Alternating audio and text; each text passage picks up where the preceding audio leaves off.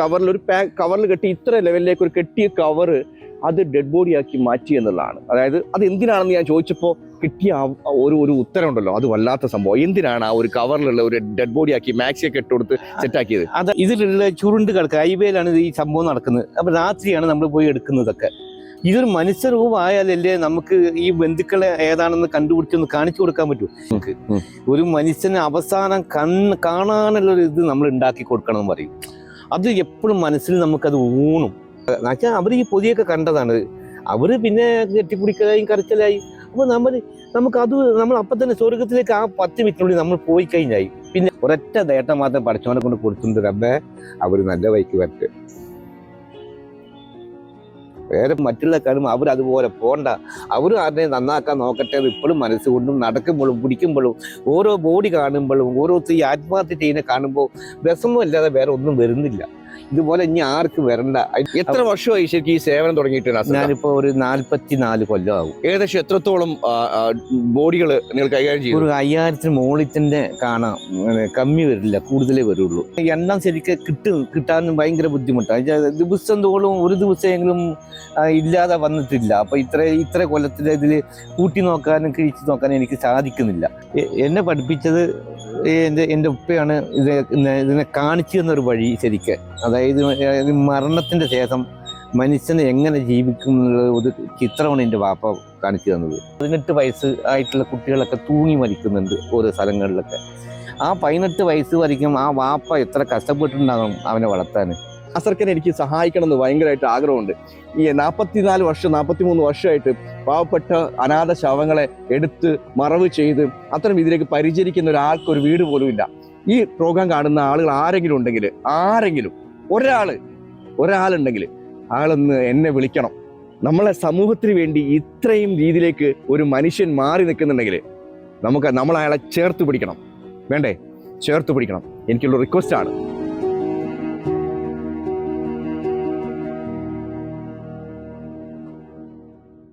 നമസ്കാരം. പല രീതിയിലേക്കൊക്കെ ഫേമസ് ആവാൻ വേണ്ടിയിരിക്കുന്ന ആളുകളുണ്ടാവും. പബ്ലിസിറ്റിക്ക് വേണ്ടിയൊക്കെ വലിയ രീതിയിലേക്ക് പലതും ചെയ്യുന്ന ആളുകളുണ്ടാവും.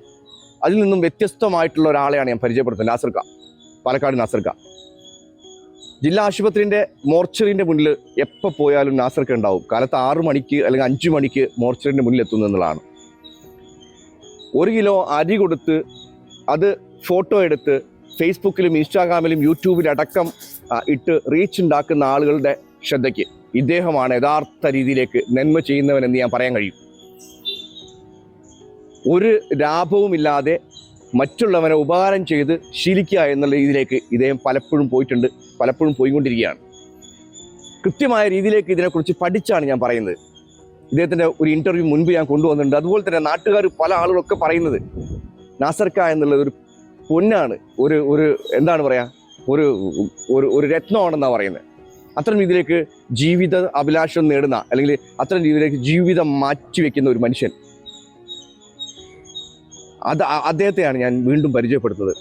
എനിക്ക് എൻ്റെ മാധ്യമ ജീവിതത്തിൽ ഒരുപാട് പ്രാവശ്യം ചിന്തിച്ചും നാസർക്കനെ പാലക്കാട് വരുമ്പോൾ കാണണമെന്ന് വിചാരിക്കും. നാസർക്കനെ പാലക്കാട് വരുമ്പോൾ കാണണമെന്ന് വിചാരിക്കുന്നത് എനിക്ക് അദ്ദേഹത്തെ കാണാനും കുറച്ച് സമയം ഇരുന്ന് സംസാരിക്കാനുമാണ്. ഇന്ന് ഫേസ്ബുക്കിൽ പോസ്റ്റ് ഇട്ട് ലൈക്ക് വാങ്ങി ചാരിറ്റി ചെയ്യുന്ന ആളുകളിൽ നിന്ന് വ്യത്യസ്തമായി ഫേസ്ബുക്ക് പോലും ഇല്ലാതെ സാധാരണ ഒരു മനുഷ്യനായി ജീവിച്ച് ആ സാധാരണ മനുഷ്യനായി ജീവിച്ച് ആ ഒരു പുണ്യം നേടി തിരിച്ചു പോവുക എന്നുള്ളൊരു കോൺസെപ്റ്റിലേക്ക് വർക്ക് ചെയ്യുന്ന ആളുകളെ ഇനി കാണാൻ കഴിയില്ല. അദ്ദേഹത്തെ ഞാൻ പരിചയം. നാസർക്ക വരുന്നത് സ്വന്തം ഉപ്പൻ്റെ മയ്യത്ത് മറവ് ചെയ്യാൻ കഴിയാതെ 50 രൂപയ്ക്ക് 50 രൂപ ടാക്സി കൂലി കൊടുക്കാൻ കഴിയാതെയാണ് നാസർക്ക ഈ ഒരു രംഗത്തേക്ക് വരുന്നത് അല്ലേ? അതെ അതെ അതെ അതെ. നാസർക്ക എത്ര വർഷമായി ഇപ്പോൾ? ഞാൻ 83-ൽ നിന്ന് തുടങ്ങിയതാണ്. 83-ൽ നിന്ന് വാപ്പ മരിച്ചതിന് ശേഷം എനിക്ക് ഈ ആശുപത്രിയുടെ ഒരു ബന്ധങ്ങളുണ്ടായിരുന്നു. അത് ഈ ഡിസ്ട്രിക്ട് ആശുപത്രിയിൽ കടന്ന് മരിക്കുന്നവരിനോടുകൂടെ ഒരു ബന്ധങ്ങൾ എനിക്ക് നന്നായിട്ടുണ്ടാവും. മരിക്കുന്നവരുടെ കൂടെ ബന്ധിച്ച് ഞാനിങ്ങനെ വാർഡുകളൊക്കെ അന്ന് പോയിട്ട് ഇങ്ങനെ നോക്കും. അപ്പോൾ അന്നത്തെ ആരംഭ സൂപ്രണ്ട് അവരൊക്കെ വലിയ കാര്യമാണ്, വലിയൊരു കാര്യമാണ് അവർക്ക് എന്നെ. അപ്പം ഞാൻ പോയി വന്ന് ഇങ്ങനെ ഇരിക്കുന്ന സമയത്ത് അങ്ങനെ വെങ്കടേശ്വര ഹോസ്പിറ്റലിൽ നിന്ന് എനിക്കൊരു ആംബുലൻസ് വാങ്ങിച്ചു തന്നു. അന്ന് പാലക്കാട് ജില്ലയിൽ ആംബുലൻസ് ഇല്ല. അപ്പം ഞാൻ വേറെ ഒരു നാരായണൻ നായർ പറഞ്ഞിട്ട് ഒരാളുണ്ട്, അദ്ദേഹത്തിൽ പോയി കണ്ട് അദ്ദേഹത്തിന് വേണ്ടപ്പെട്ട ആളാണ് ഈ ഡോക്ടർ. അപ്പോൾ ഡോക്ടർ ഇപ്പോൾ നാസറിനൊരു ആംബുലൻസ് ഞാൻ വാങ്ങിച്ചു കൊടുക്കാൻ വേണ്ടിയിട്ട് അന്നൊരു ആംബുലൻസ് എനിക്ക് വാങ്ങിച്ചു തന്നു. ഞാൻ ജില്ലാ ആസ്പത്രിയിൽ തന്നെ ഓടും. എന്നുവെച്ചാൽ അന്ന് നമുക്ക് ഓടുക വെച്ചാൽ പെട്രോൾ ഡീസൽ അടിക്കാനുള്ള പൈസ മാത്രം കിട്ടിയാൽ മതി. അപ്പോൾ അവിടെയുള്ള എല്ലാവരോടും ഭയങ്കര ബന്ധങ്ങളായിരുന്നു.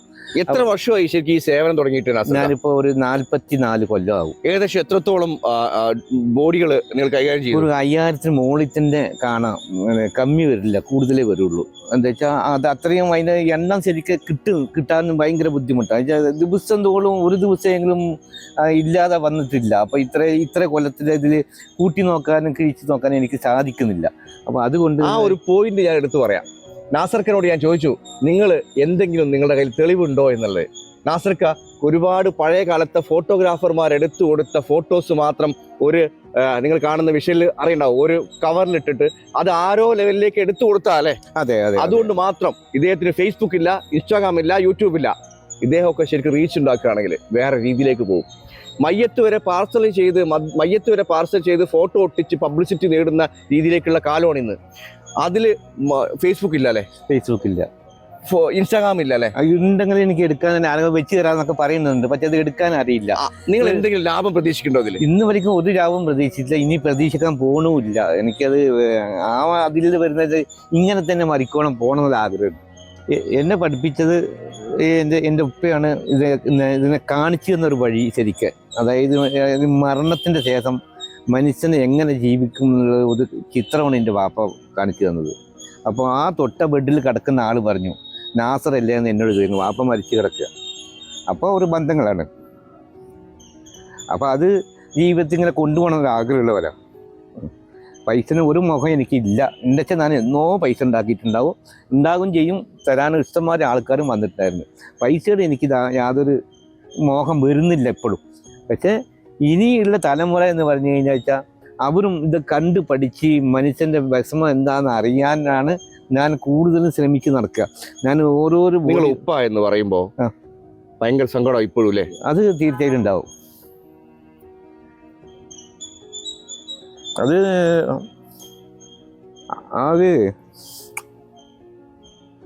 ആ ചിത്രം വരികയാണ്, വീണ്ടും റിപ്പീറ്റ് വരിക. അതായത് ഞാൻ വീണ്ടും പോകണത് എവിടേക്കറിയാം, ഞാനൊരു 45-50 കൊല്ലത്തിന് പിന്നാലെ പോവുക പെട്ടെന്ന്. അതുകൊണ്ടാണ്. അപ്പോൾ ഞാൻ നമ്മൾ അന്ന് ഉദ്ദേശിച്ചോ അതിൽ നിന്ന് മനസ്സിൽ നിന്ന് മാറാൻ ഒരു വിഷമം നമുക്ക് സാധിക്കുന്നില്ല. ആ കാലങ്ങൾ അങ്ങനെയാണ്. ഈ നല്ല പ്രായത്തിൽ നമ്മൾ എല്ലാം കളഞ്ഞു.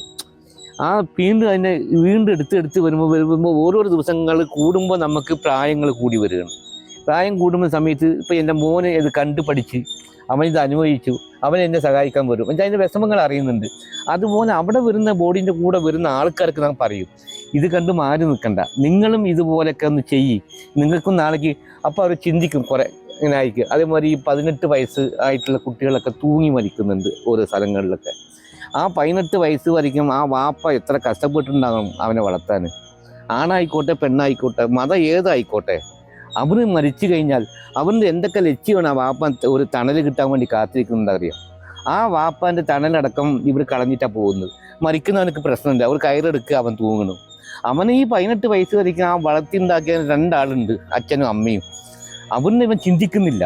അവന് വിചാരം അവൻ മരിച്ചാൽ എല്ലാം കഴിഞ്ഞെന്നാണ്. വീണ്ടും അവർക്ക് ഒരു ബാറെടുത്ത് കൊട്ടി തലയെ കയറ്റി കൊടുക്കുക. അത് ഏറ്റവും വലിയ പാവമാണ്. ഞാൻ ഇപ്പോഴും പറയും, ഈ കുട്ടികളൊക്കെ മരിക്കുന്നത് കൊണ്ട് ഞാൻ കുട്ടികൾ മരിച്ചു കഴിഞ്ഞാൽ പറയും ആദ്യം പോയിട്ട് സങ്കടപ്പെടുന്നത് രക്ഷിതാക്കന്മാരത്താണ്. അവരിന് സങ്കടപ്പെടുന്നത് എന്ന് വെച്ചാൽ ആ 18 വയസ്സ് വരേക്ക് എന്തൊക്കെ കഷ്ടപ്പെട്ടിട്ടുണ്ടാകുന്ന ഈ വഴിക്ക് എത്തിക്കാൻ. തൂങ്ങാൻ ആർക്കും ഒരു പ്രശ്നവുമില്ല. എന്ത് നേടാണ് തൂങ്ങിയിട്ട്? ആത്മഹത്യ ചെയ്തിട്ട് പൊതുവെ പറയാൻ കഴിഞ്ഞാൽ എന്ത് നേടാനാണ്? അബദ്ധം പറ്റി മരിക്കുന്നത് ശരി, അബദ്ധം പറ്റി മരിക്കുക വരിക. സ്വയം ചെയ്യുന്നത് എന്തിനാണെന്നാണ് നമ്മൾ ഇപ്പോഴും ഞാനത് ആലോചിച്ചത്. എനിക്ക് ഒരു പിടുത്തം എപ്പോഴും കിട്ടുന്നില്ല. എന്തിനാണ് ഈ കുട്ടികളൊക്കെ ഇത് ചെയ്യുന്നത്? അത് ആളായിക്കോട്ടെ പെണ്ണായിക്കോട്ടെ ആരായിക്കോട്ടെ. അപ്പോൾ എന്നാലും പറയുന്നത് നമ്മളിപ്പോൾ ആ പഴയ തലമുറ പോയി, എല്ലാം കൈവിട്ട് പോയി വെച്ചാൽ എവിടെ പോയി എന്നാണ് ഇപ്പോൾ ആലോചിക്കുന്നത്. ഞാൻ ഈ അടുത്ത കാലത്ത് ഇങ്ങനെ നോക്കുന്ന സമയത്ത് ആർക്കും ഒരു ബഹുമാനമില്ല, മര്യാദയില്ല, ഒന്നുമില്ല. എല്ലാം പൈസ എവിടേക്കെന്നെ കൊണ്ടുപോയി തീർന്നോ എനിക്കറിയില്ലത്. പൈസയുടെ പിന്നാലെ ഓട് കുറെ കഴിയുമ്പോൾ എല്ലാം കഴിഞ്ഞു. അവനെന്ന് വെച്ചാൽ അവനെ മയക്കുമരുന്ന് അടിമയായി, ഇതിനടിമയായി വേറെ ഒന്നും കേൾക്കുന്നില്ല. ഇതാണ് ഇപ്പോൾ കണ്ടുകൊണ്ടിരിക്കുന്നതിൻ്റെ കാഴ്ചകളേക്ക്. സങ്കടമുണ്ടോ ശരിക്കും ഈ തലമുറനെ ഭയങ്കര പേടി എനിക്ക്. ഈ തലമുറനെ ഞാൻ കണ്ട തലമുറനെ കാട്ടി ഒരു 20 കൊല്ലത്തിന്റെ ഇങ്ങോട്ട് ഈ തലമുറ വളരെ ഒരു മാറ്റം പേടിയാകുന്നു. എവിടെ കൊണ്ട് എത്തും എന്നുള്ളത് എനിക്കെന്നാൽ ഞാൻ എൻ്റെ വീട്ടിൽ എൻ്റെ പേരക്കുട്ടികളെ പേടിക്കാൻ തുടങ്ങി. ആകെ 1ാം ക്ലാസ്സാണ് പഠിക്കുന്നുള്ളൂ. അപ്പോൾ നമ്മൾ ചിലപ്പോൾ നാളേക്ക് ഉണ്ടാവില്ല, നമുക്കറിയില്ല. അപ്പോൾ ഇവർ വളർന്നു വരുമ്പോൾ ഇതുപോലെ ആകുമോ എന്നൊരു പേടി ഇപ്പോഴും എനിക്കുണ്ട്. ചിലപ്പോൾ ഞാൻ നാളെ രാവിലെ മരിക്കുകയായിരിക്കും, അത് വേറെ കാര്യം.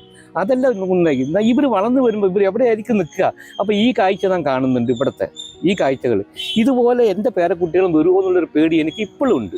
നാസർക്ക ഒരുപാട് മൃതദേഹങ്ങൾ എടുത്തതാണ്, ഒരുപാട് വല്ലാത്ത രീതിയിലേക്കുള്ള, അതായത് നാസർഖാനെ വിളിച്ചു വരുത്തിയപ്പോൾ നാസർക്ക റൂമിലിരുന്നിട്ട്, ഞാൻ വീണ്ടും അത് പറയാണ്, അത് പറയുമ്പോൾ എന്തോ അത് കയറിപ്പോയി.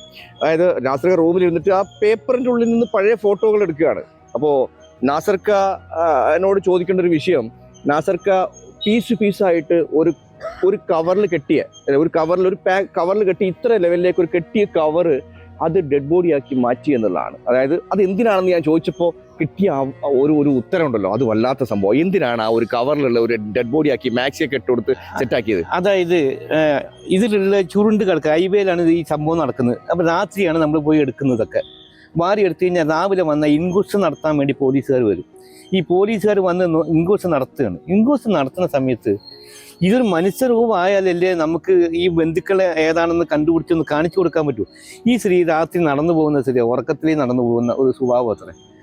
അപ്പോൾ അവസാനം ഇതിനെ റൂമാക്കാൻ വേണ്ടിയിട്ട് സാറുമാർ പറഞ്ഞു ഒന്ന് ആക്കുമ്പോൾ ഇൻക്വസ്റ്റ് റൂമിൽ നിന്ന് അതിനെ എത്ര പീസ് ഉണ്ടായിരുന്നു? അത് ചതഞ്ഞു പോകുക, അങ്ങനെ ഉരുണ്ട് ചതിയണം. അപ്പോൾ അന്ന് നമുക്ക് ഇതിന്റെ ശരിക്കും ഇതിന്റെ പോളിസി ഗുജറാത്ത് സാർ പറഞ്ഞു തരും. നമുക്ക് ഒരു മനുഷ്യന് അവസാനം കാണാനുള്ളൊരു ഇത് നമ്മൾ ഉണ്ടാക്കി കൊടുക്കണം എന്ന് പറയും. അത് എപ്പോഴും മനസ്സിൽ നമുക്കത് ഊണും. ഒരു മനുഷ്യന് ശരിയാണ് അവസാനം കാണുന്ന ഒരു രൂപമാക്കാൻ നമുക്ക് എന്ത് നമ്മുടെ കഴിവിലുണ്ടോ അത് കാണിച്ചു. അന്ന് ആ ബോർഡിനെ അടിച്ച് അതാക്കി എല്ലാം കഴിഞ്ഞ് ഇൻക്വസ്റ്റ് നടക്കുന്ന സമയത്താണ് ഇത് ഇന്ന ആളെന്ന് ആ കൂടത്തിൽ വന്ന ഒരാൾ പറയുന്നു. അപ്പോൾ നമ്മുടെ മനസ്സ് അനാഥയായിട്ടാണ് കൊണ്ടുവന്നത്. അത് സന്തോഷപ്പെട്ട് അല്ലാ ഇതിനൊരാൾ കിട്ടിയല്ലോ. അവർ ചെട്ടിയാർമാരാണ്. അവർ വന്നിട്ട് ഇനിയൊന്നുമില്ല എന്നുവെച്ചാൽ അവർ ഈ പൊതിയൊക്കെ കണ്ടതാണ്. അവർ പിന്നെ കെട്ടിപ്പിടിക്കലായും കരച്ചിലായി. അപ്പോൾ നമ്മൾ അപ്പം തന്നെ സ്വർഗത്തിലേക്ക് ആ 10 മിനിറ്റിനുള്ളിൽ നമ്മൾ പോയി കഴിഞ്ഞായി. പിന്നെ അവിടേക്ക് നമുക്ക് എന്താ പണത്തിൻ്റെ ആവശ്യം വരുന്നത്? അപ്പോൾ ആ ഒരു സംഗതി ഉണ്ടല്ലോ ദുനിയാവിൽ, ഇതൊന്നും വല്ല ഇതിനപ്പുറത്ത് ഇനി നമുക്ക് കിട്ടാനുണ്ട്. അത് നല്ലത് ചെയ്യട്ടെ. അത് ഇനിയുള്ള തലമുറയൊക്കെ ഇത് കണ്ട് പഠിക്കട്ടെ മാത്രം എൻ്റെ പ്രേക്ഷകരോട് ഞാൻ പറയാണ്, ഇതിലപ്പുറത്തേക്ക് എന്ത് വീഡിയോ ആണ് ഞാൻ നിങ്ങളുടെ മുന്നിൽ പങ്കുവെക്കേണ്ടത്? ഒരു ഡെഡ് ബോഡി ചുരുട്ടിക്കോട്ട് കൊണ്ടുവന്ന് പീസായി കൊണ്ടുവന്ന് അത് ബോഡിയുടെ ഷേപ്പിലാക്കി അത് എന്തിനാ കാണിക്കുന്നത് അറിയോ? വീട്ടുകാർ കാണുമ്പോൾ അത്രയെങ്കിലും ബോഡി നന്നായിട്ടിരിക്കുന്നുണ്ടെന്നുള്ള സന്തോഷിപ്പിക്കാൻ വേണ്ടി. അത്രയേറെ കോൺസെപ്റ്റ്, അത്രയേറെ കാഴ്ചപ്പാടുള്ള ഒരു മനുഷ്യൻ. ആ മനുഷ്യനെ നിങ്ങളെ മുന്നിൽ കൊണ്ടുവരാതെ പിന്നെ ആരെയാ ഞാൻ നിങ്ങളെ മുന്നിൽ പരിചയപ്പെടുത്തേണ്ടത്? നാസർക്ക എൻ്റെ കൂടെ നിൽക്കുന്നുണ്ട്. ഞങ്ങൾ നല്ല ബന്ധമാണ്, വിളിക്കുമ്പോഴൊക്കെ നല്ല ബന്ധമാണ്. പക്ഷേ എനിക്ക് എപ്പോഴും നാസർക്കനെ എവിടെ എത്തിക്കാൻ കഴിഞ്ഞില്ലല്ലോ എന്നെ കൊണ്ട് എന്നുള്ള വലിയ സങ്കടമുണ്ട് എനിക്ക്. നാസർക്കയ്ക്ക് വീടില്ല, പക്ഷേ പലരും കൊടുക്കുന്ന സഹായം കൊണ്ട് മുന്നോട്ട് പോവുകയാണ്. നാസർക്ക് ആരോടും പോയി കൈ നീട്ടലില്ല, നാസർക്ക് ആരോടും പൈസ ചോദിക്കലില്ല. ചിലപ്പോൾ എനിക്ക് തോന്നും നിങ്ങളുടെ മുന്നിൽ ഈ സംഭവം പറഞ്ഞു കഴിഞ്ഞാൽ നിങ്ങളെ കൊണ്ട് കഴിയുന്ന രീതിയിലേക്ക് നിങ്ങൾ സഹായിക്കുമെന്നുള്ളത്. ജനങ്ങളാണല്ലോ, പല രീതിയിലേക്കും എന്താണ് സഹായിക്കലുണ്ട് പല ആളുകൾ, അല്ലേ? നമ്മൾ കേരളക്കാർ എന്ന് പറയുന്നത് ഏറ്റവും ഡിഫറൻറ്റാ. കേരളക്കാര് ഈ ഡെഡ് ബോഡിയെ അല്ലെങ്കിൽ ഇത്തരം മരണപ്പെട്ട മയ്യത്തുകളെ സൂക്ഷിക്കുന്ന പോലെ ഒരാളും സൂക്ഷിക്കുന്നില്ല എന്നാണ് നാസർക്ക പറയുന്നത്. ഇപ്പോൾ നാസർക്കനെ പോലുള്ള ഒരാളെ അതിലേക്ക് വരാൻ, നാസർക്കനെ പോലുള്ള ഒരാളെ നിങ്ങൾക്ക് പരിചയപ്പെടുത്തുന്നത് നാസർക്ക എവിടെങ്കിലൊക്കെ എത്തണം എന്നുള്ള ഒരു ആഗ്രഹമുള്ളതാണ്. പക്ഷേ നാസർക്ക ഇപ്പോഴേ എവിടെ എത്തി എന്നുള്ളതാണ്.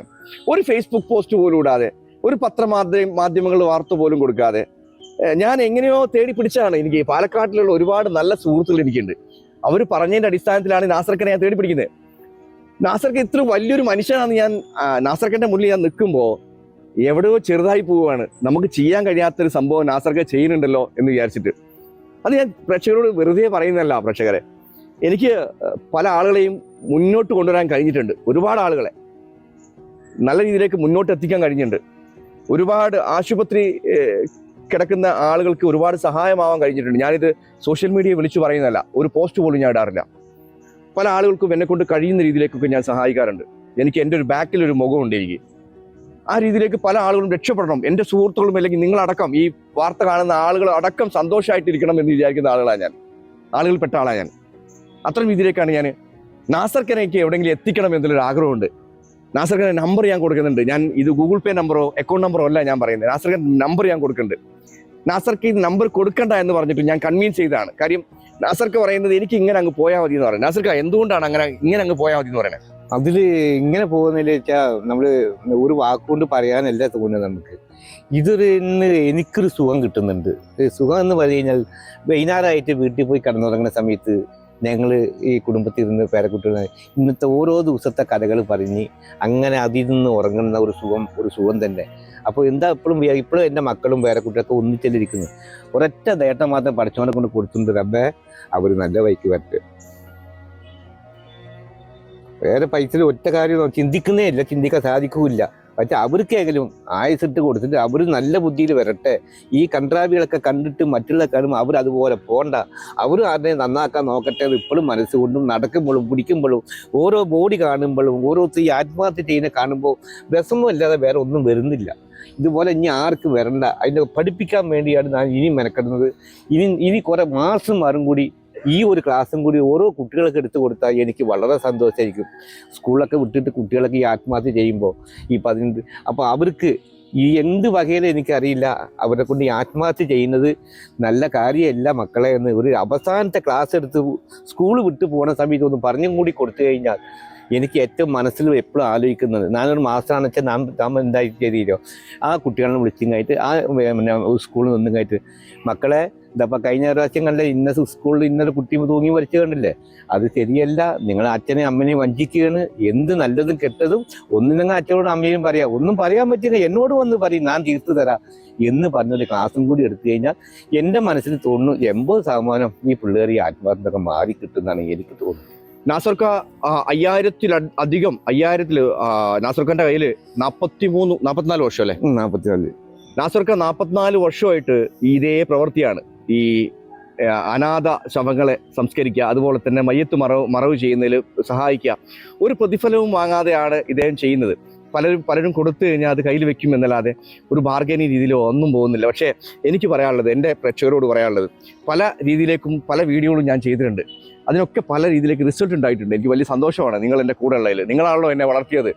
നിങ്ങളാണ് എന്നെ വളർത്തിയത്. ഞാൻ ഒരു കാരണവശാലും ഒരു നല്ലൊരു അഹങ്കാരത്തോടെ ഞാൻ പറയും, നിങ്ങളാണ് എന്നെ വളർത്തിയതെന്ന്. നിങ്ങൾ വേണം ഇനിയും വളർത്താൻ. അതിനപ്പുറത്തേക്ക് നാസർക്ക എന്നുള്ളൊരു ക്യാരക്ടർ ഉണ്ട്. നാസർക്കനെ എനിക്ക് സഹായിക്കണം എന്ന് ഭയങ്കരമായിട്ട് ആഗ്രഹമുണ്ട്. ഈ 43 വർഷമായിട്ട് പാവപ്പെട്ട അനാഥ ശവങ്ങളെ എടുത്ത് മറവ് ചെയ്ത് അത്തരം ഇതിലേക്ക് പരിചരിക്കുന്ന ഒരാൾക്കൊരു വീട് പോലും ഇല്ല. ഈ പ്രോഗ്രാം കാണുന്ന ആളുകൾ ആരെങ്കിലും ഒരാളുണ്ടെങ്കിൽ ആളൊന്ന് എന്നെ വിളിക്കണം.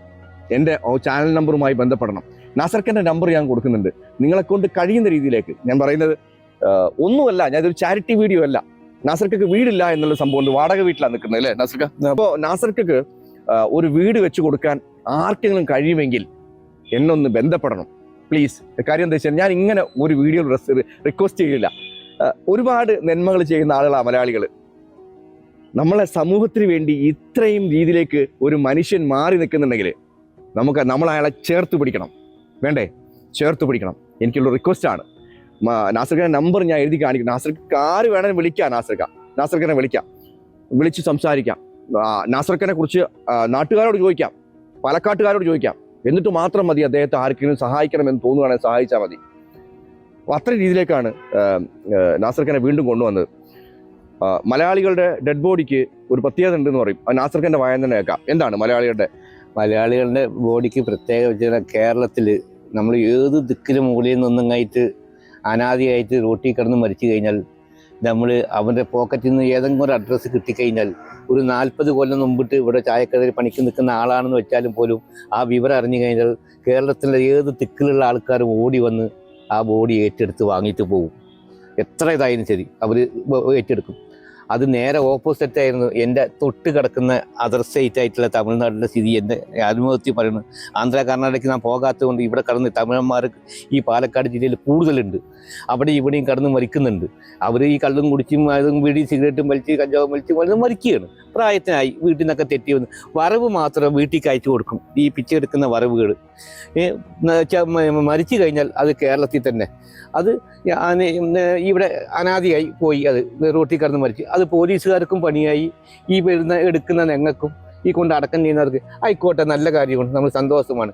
പക്ഷേ ഇയാളുടെ പോക്കറ്റിൽ നിന്ന് അഡ്രസ്സ് കിട്ടിയിട്ട് അത് സ്ഥലത്ത് അവിടെ വിളിച്ച് പറഞ്ഞു കഴിഞ്ഞാൽ അവർ ഒരിക്കലും ഈ ബോഡി ഏറ്റെടുക്കാൻ പറ്റില്ല. അവർ എങ്ങനെ മരിച്ചെന്ന് ആദ്യം ചോദിക്കും. കടത്തിണ്ണെ കടന്ന് മരിച്ചെന്നാണ് നമ്മൾ പറയുക.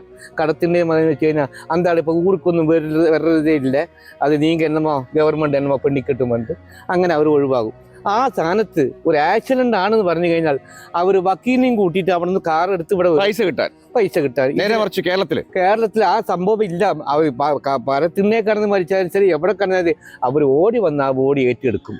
അത് യാതൊരു മാറ്റമില്ല. അത് കേരളത്തിൽ ഏത് തെക്ക് മൂലയെ കടന്നാൽ ശരി, അത് എൻ്റെ ആയുസ് വരയ്ക്കും, ഞാൻ ഇതുവരയ്ക്കും നിൽക്കുന്ന വരയ്ക്കും ആ സംഖ്യയിൽ 100% നമ്മുടെ കേരളത്തിൽ അത് ഇല്ലെന്ന് ഒരിക്കലും ബോഡികൾക്ക് റെസ്പെക്ട് കൊടുക്കുന്ന ആളുകളാണ് കേരളത്തിൽ. മറ്റു സംസ്ഥാനങ്ങളിലൊക്കെ അറിയാം, വലിയ രീതിയിലേക്ക് അപമര്യാദയായിട്ടൊക്കെ പല വീഡിയോസൊക്കെ നമ്മൾ കാണാറുണ്ട്. അപ്പോൾ അതുകൊണ്ട് തന്നെ നാസർക്കിനെ പരിചയപ്പെടുത്തില്ലെങ്കിൽ പിന്നെ വേറെ ആരെയെ പരിചയപ്പെടുത്തുക? സ്വന്തം ജീവിതം 44 വർഷമായിട്ട് മൃതദേഹങ്ങളെ സംരക്ഷിക്കാൻ വേണ്ടി മാറ്റിവെച്ച ആളെ പരിചയപ്പെടുത്തില്ലെങ്കിൽ പിന്നെ വേറെ ആരെയെ പരിചയപ്പെടുത്തുക 10 പൈസ വാങ്ങാതെ? അപ്പോൾ എന്തായാലും ഈ വീഡിയോ മാക്സിമം ഷെയർ ചെയ്യുക, നിങ്ങളെ കൊണ്ട് കഴിയുന്ന സപ്പോർട്ട് ചെയ്യുക. നാസർക്കിനെ ഇടയ്ക്കൊന്ന് വിളിക്കുക, അത് നാസർക്ക് വലിയ സന്തോഷമാവും. കാര്യം വലിയ രീതിയിലേക്ക് സംസാരിക്കുന്ന ആളാണ് നാസർക്ക. അപ്പോൾ എന്തായാലും കഴിയുന്ന ആളുകൾ സഹായിക്കുക. നന്ദി, നമസ്കാരം.